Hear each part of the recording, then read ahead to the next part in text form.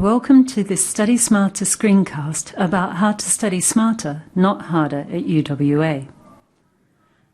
To paraphrase Descartes, although you need good study skills to get into UWA, you need to keep developing your skills in order to become a more effective learner and achieve better marks. Always aim higher. This doesn't necessarily mean studying more, just studying smarter.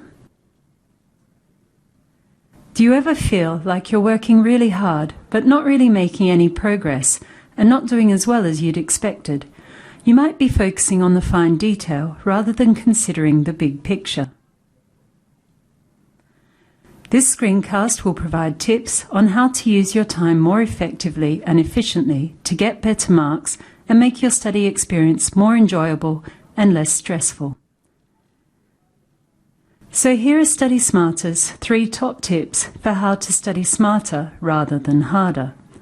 1. Activate your learning. 2. Have a smart routine. And 3. Set goals. Let's start with activating your learning. By activating your learning, you'll put effort into every aspect of your study, which will save time in the long run. You'll learn much more effectively and gain maximum benefit from your efforts. We'll focus on 3 aspects of studying: reading, attending lectures, and attending tutorials. For example, when you're doing your readings for the week, there are a number of ways that you can activate your learning.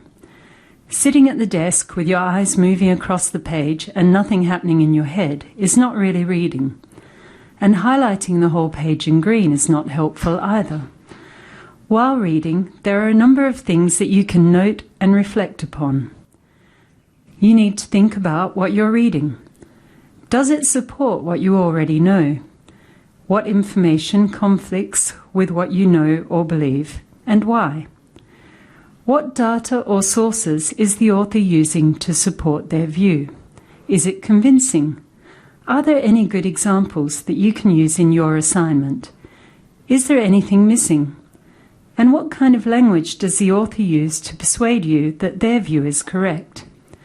By thinking about these things, you'll develop a better understanding of the topic and will be able to link it to other information in your unit and from other units. In order to be active in lectures, you need to prepare and compare. Do the readings and try to summarize the key points as a list, mind map, or a brief paragraph. Make note of anything you don't really understand. Many lecturers now make their PowerPoint slides available before class. It's a good idea to print these off, read through them, and then use them as the basis of your notes. When you're in a lecture, only write down key points. Instead of focusing on writing, focus on listening. As you listen, compare what you're hearing with what you already know about the topic and note down any significant differences. After the lecture, it's a good idea to discuss it with a study buddy. You'll have focused on different aspects of the lecture, and by discussing it, you'll strengthen your understanding of the topic. There are also a number of ways that you can be more active in tutorials. For example, you need to be prepared to contribute.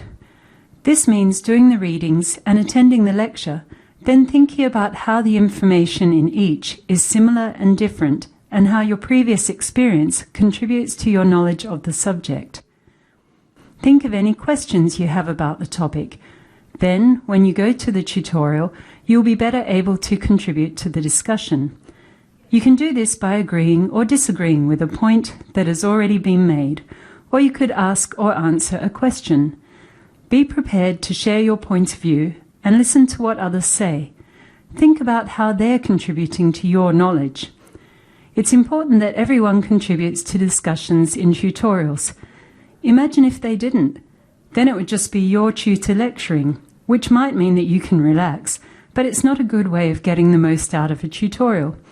When everyone contributes, we get a much richer understanding of the topic, as we all have different information to add to the discussion. By being an active learner, you'll also be an effective learner. Research has shown that people only remember 10% of what they read. they remember 20% of what they hear, 30% of what they see, 50% of what they see and hear, but they remember 70% of what they say and write, and 90% of what they do. By using a variety of these strategies, you'll remember and understand more. You'll also develop a richer understanding of the topic, retain more knowledge, and develop your own ideas. By learning actively, you'll also learn more effectively and efficiently, meaning you won't need to cram for exams. In essence, you'll be saving time and reducing stress in the long run. The second step to studying smarter rather than harder is to have a smart routine. Many people find it easier to get tasks done when they have an established routine. For example, many authors set a goal of writing a certain number of words each day, and they keep working until they've achieved that goal. Having a smart routine will help you manage your time and will also help you avoid procrastination. Here's what procrastination looks like. Before I study, I need to warm up by checking my email and Facebook. Really? I heard checking emails first makes it harder to focus on studying.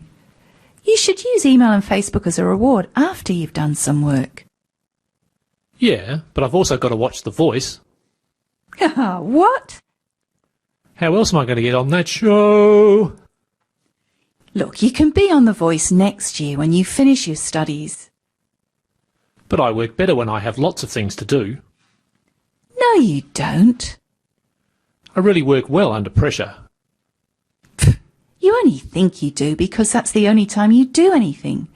If you started assignments earlier, you'd learn more and get more marks. But I got 65 on my last assignment and did it the night before. I give up. There are many reasons we procrastinate. Fear that we won't be able to do the task, lack of interest in the topic, or feeling overwhelmed by the scale of the task are just a few. There are some simple ways to stay on track, get your work done, and still have plenty of time for other things in life. First of all, you need to get the balance right. It's easy to put study off and focus on all the other things in your life: family, friends, sport, religion, paid work, and hobbies, for example. This may be fun in the short term, but at the end of semester you're going to be stressed about exams and won't do as well as you could have. On the other hand, some people think they have to study all the time, and they neglect other aspects of their life. This doesn't work either. Students get burnt out, don't study effectively, and start to resent their studies. The best thing is to ensure that you have a healthy balance of study and other activities. One way to achieve this is to plan your time. Try using a free Co-op Wall Planner or the Study Smarter Weekly Planner. By planning your week, you can ensure that you study enough and have time for other things too. This brings us to our third and final top tip. Set goals.